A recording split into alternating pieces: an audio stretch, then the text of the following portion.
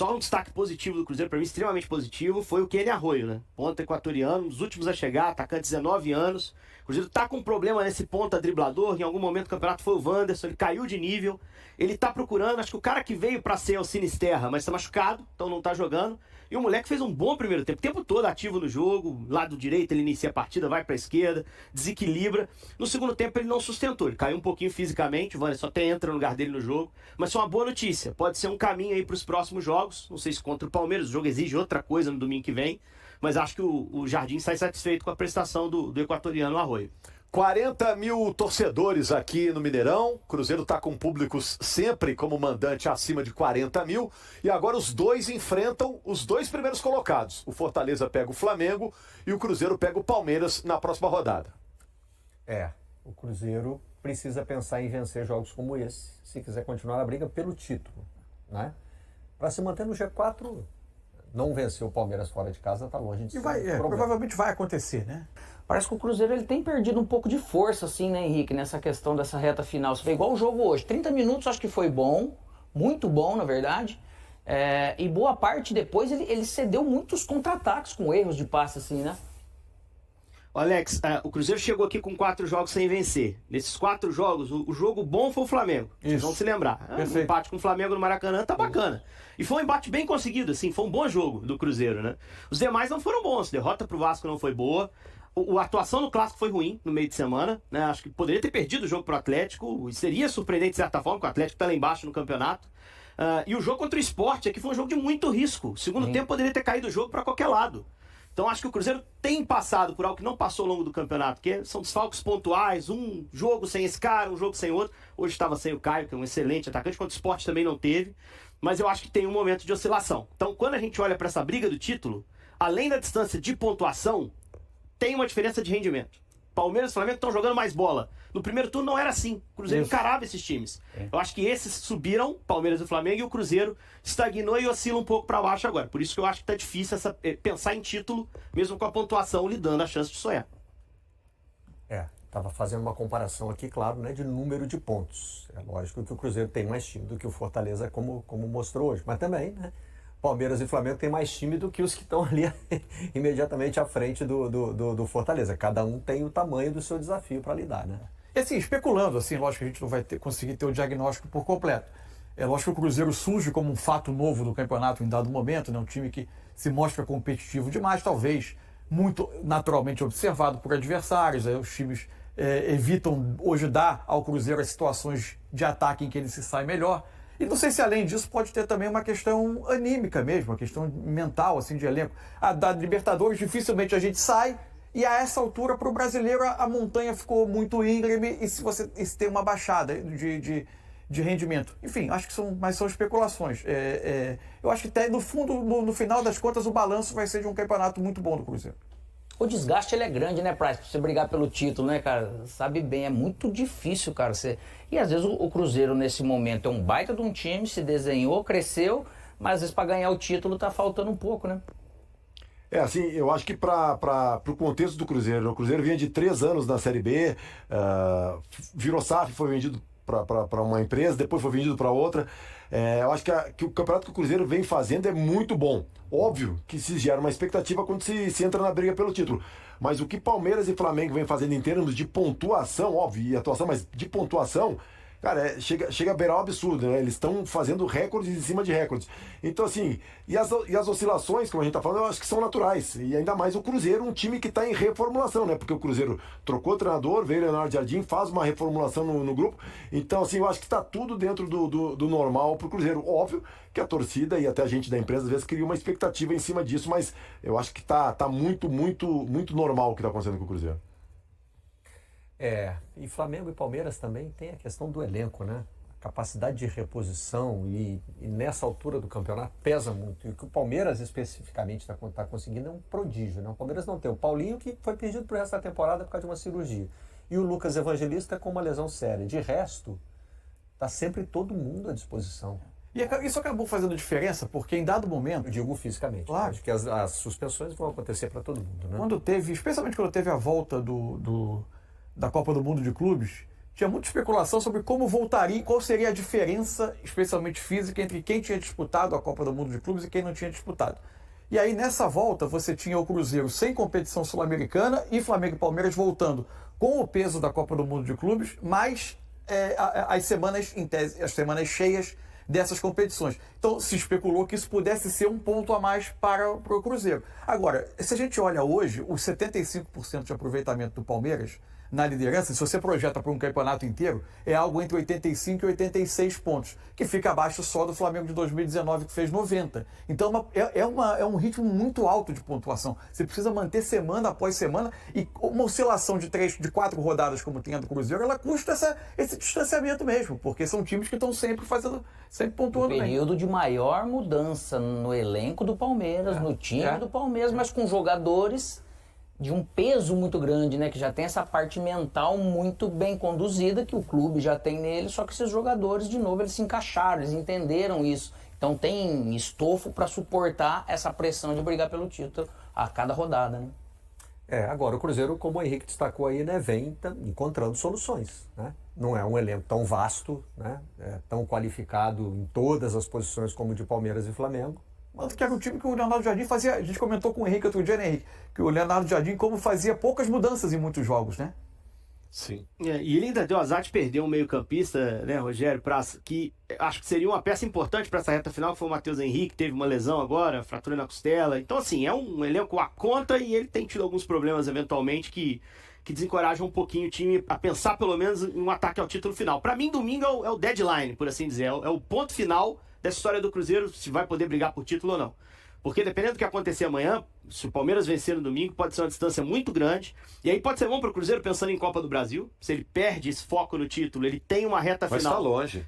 Ele tem uma reta final mais ou menos tranquila para cravar a Libertadores e se preparar adequadamente para a Copa do Brasil. Então eu acho que assim, tá longe mais ou menos, são 8 jogos, 9 jogos por aí. Então assim, porque o Cruzeiro tentar atacar um título que tá muito difícil agora, pode causar um desgaste no time, pode causar uma desmotivação também. Eu acho que essa Copa do Brasil no final do ano, esse super campeonato, vai passar também por uma questão psicológica de como cada um dos 4 times vai chegar em relação ao brasileiro. É um bom debate isso, porque tem essa questão do desgaste, que pode, entre aspas, se preservar para as finais, para a semifinal do Brasil, mas tem a questão de manter o ritmo competitivo, manter a competitividade em alta, né? Porque de repente tu relaxa e às vezes isso vai refletir lá na frente numa semifinal de Copa do Brasil. Esse equilíbrio é uma das coisas fascinantes do futebol, né? Você buscar o ponto certo, né? Entre manter a competitividade e não se descascar a busca de entender o estresse de cada atleta, eles têm hoje todos os dados possíveis para fazer isso. Porque o rendimento de campo, ele diz isso e alguma coisa pode se explicar. Só que daí eles têm que buscar firmar cada vez mais a vaga na Libertadores e a briga pelo título. Se soltar, daqui a pouco você pode realmente passar a se preparar um pouco mais lá para a Copa do Brasil. O próprio Leonardo Jardim, quando dá entrevista, ele sempre ressalta, né? Quando começa a conversa, sempre que começou a conversa de título, ele interrompe e joga o papo para o objetivo de Libertadores. Sobre esse aspecto, acho que a gente não vai deixar de ver o Cruzeiro na próxima Libertadores. Hoje, por exemplo, o Cruzeiro tem, em relação ao 7º colocado, que é o Fluminense, mesmo considerando que o Cruzeiro tem 2 jogos a mais, a vantagem agora é de 15 pontos. Né? Lembrando que o Cruzeiro ainda tem outra frente, tem a Copa do Brasil. Isso, que não atrapalha o brasileiro, porque com a mudança de calendário ela é jogada após a última rodada. Flamengo e Palmeiras ainda estão na Libertadores, podem abrir mais uma vaga. Né? Isso. Realmente bem difícil imaginar o Cruzeiro fora do G4, da Libertadores de forma geral e do G4 em particular. Terminou no tempo certinho, porque o Leonardo Jardim vai começar a falar agora. E Portugal também é bom. Um resultado importante, uma vitória importante do Cruzeiro diante do seu torcedor. Com certeza, o jogo hoje foi uma vitória importante, uma vitória com muita transpiração e pouca inspiração. Primeira parte melhor, segunda parte menos bem, muitas vezes com passos errados que não é normal da equipa, mas acabou por ser o suficiente para vencer este adversário. Um adversário que também está numa posição incómoda e faz sempre de cada jogo uma final. E nós conquistamos os 3 pontos, estamos satisfeitos com isso. Chamar a atenção que a equipa, depois de 2 dias só de recuperação, depois de jogar 50 minutos com 10 jogadores, o desgaste que teve no derby, tudo isso pagou a fatura. Mas eu acredito que para a semana vamos estar muito melhor, depois de ter aqui 7 dias livres para recuperar e preparar a equipe. Mister, boa noite. Sobre o segundo tempo, o que você não gostou, que acha que dá para melhorar, que dá para corrigir, pensando aí nessa sequência final do campeonato, próximo jogo contra o Palmeiras, por exemplo? Não, o segundo tempo, como eu já disse, o cansaço, quando a equipa está cansada, a seguir a execução técnica não é a melhor, porque qualquer um de nós, mesmo no nosso trabalho, se estivemos cansados, não temos uma performance boa e os jogadores erraram muitos passos, muitos deles jogadores que são extremamente importantes, como o Lucas, ele saiu mais cedo, ele normalmente não erra este tipo de passe e o cansaço foi visível, mas o importante é conquistarmos mais 3 pontos e continuamos dentro daquilo que é o objetivo, que é importante. Jardim, o Cruzeiro tem tido dificuldades com os times que estão na parte de baixo da tabela, e quando estou pegando os times, né, do G6 para cima, inclusive os 2 primeiros, o Cruzeiro, por exemplo, nessa temporada não perdeu para o Flamengo no Campeonato Brasileiro, uma vitória, um empate, agora vai pegar o Palmeiras, que é o atual líder da competição. Seria coincidência? Você nota isso também? Existe essa diferença, essa dificuldade que o Cruzeiro tem mais ali contra esses times que estão brigando para não cair, esses times que estão buscando alguma coisa na parte de baixo, para os times que estão brigando com o Cruzeiro também aí por vaga em Libertadores, os times que estão lá, né, o Flamengo hoje e o Palmeiras que estão brigando diretamente pelo título brasileiro? As equipas estão no baixo da tabela, com certeza são equipas que às vezes fecham-se mais e na segunda volta. E nós fizemos estes mesmos 10 jogos na primeira volta, 5 jogos em casa e 5 jogos fora. Vocês sabem quantos pontos fizemos na primeira volta? Então vou-vos dizer, fizemos 19 pontos. Ou 20 pontos. Eu tenho aqui, que eu até estive a fazer isso agora, enquanto vocês... É que a gente fala de uma fase negativa e não vejo fase negativa nenhuma. Está aqui deste lado. Porra, este casaco também tem grandes bolsos. E o papelinho. Olha, fizemos 20 pontos na primeira volta nos primeiros 10 jogos. Desde do Mirassol até o Fortaleza. E agora fizemos 19. Nós estamos em déficitão. Mas o número de pontos conquistados é mais ou menos semelhante. Se a gente tinha ganho os 2 pontos do Sport, estávamos com 1 ponto a mais. Isto, uma competição de pontos corridos é a performance ao longo de 10 meses, não é? Ou 8 meses. Porque às vezes as pessoas, eu às vezes fico com a impressão que uma equipa ganha 3 jogos já é melhor do que o Cruzeiro. Não, pô, mas isto é uma prova corrida de pontos.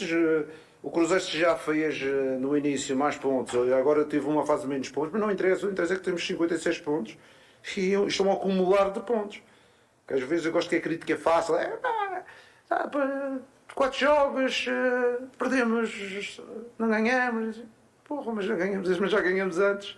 E houve equipas que ganharam nesse período, mas já tinham perdido antes e perderam agora.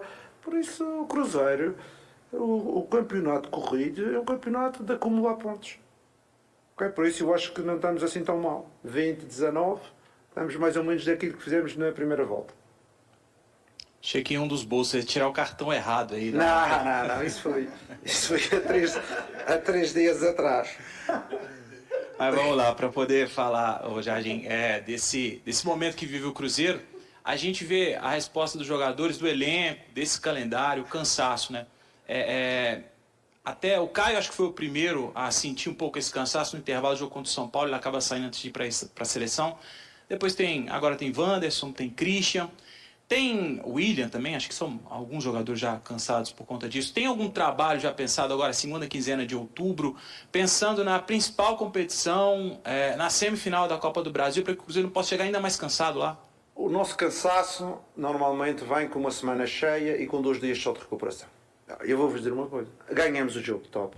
Mas existe necessidade de colocar o Cruzeiro a fazer um jogo 2 dias depois do derby? Existe necessidade? Ou existe necessidade de pôr o Fortaleza a fazer o jogo? Amanhã não há tempo para fazer o jogo.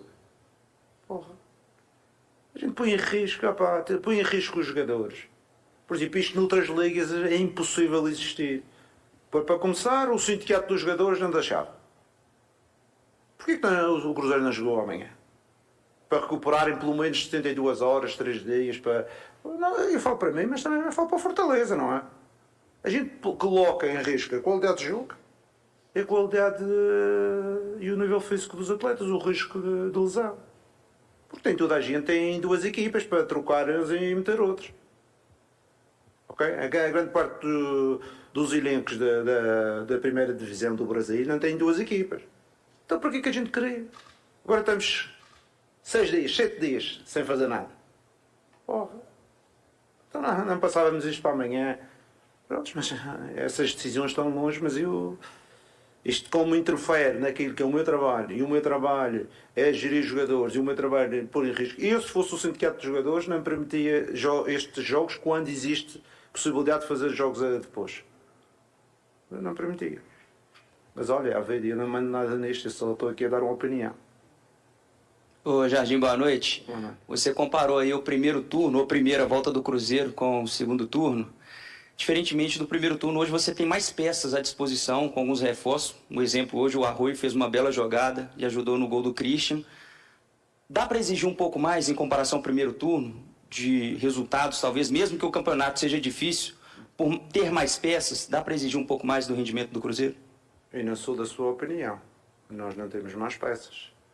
Quais peças temos? Tivemos o Moraes, temos de fora o Wagner, com o pé partido, com a perna partida. O Wagner é um jogador que entrava e saía. Temos o Arroio, tínhamos o Henrique. O Henrique está fora também. Há algum tempo. Ok? E tínhamos mais um outro jogador que foram saindo, o Lotário, o Rodriguinho, essa malta foi saindo. A gente não tem mais, porque a gente sofreu bastante, principalmente por estes 2 jogadores, que eram jogadores importantes na rotatividade da equipa, e a gente perdeu.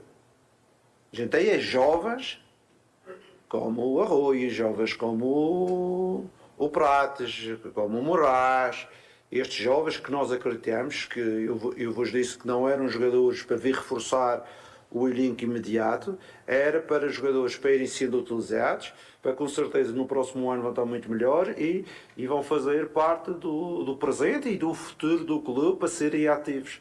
Hoje em dia não é por acaso, tivemos aqui equipas internacionais, das melhores equipas da Europa, para observar os nossos jovens jogadores. Eu digo-vos isto, não preciso dizer qual é o clube, mas tive aqui equipas a observar os nossos... Sabem quando é que isto aconteceu? A última vez? Eu não me lembro aqui. Eu não me lembro do Cruzeiro receber convites das melhores equipas do top mundial só para observar jovens jogadores. E este é o nosso trabalho. E outra coisa para acrescentar, que também é importante. O Cruzeiro foi campeão em 2014. Ok? Toda a malta que tem menos de 22 anos, ou 23 ou 24, não se lembra do Cruzeiro jogar no top 4 do futebol brasileiro. Okay?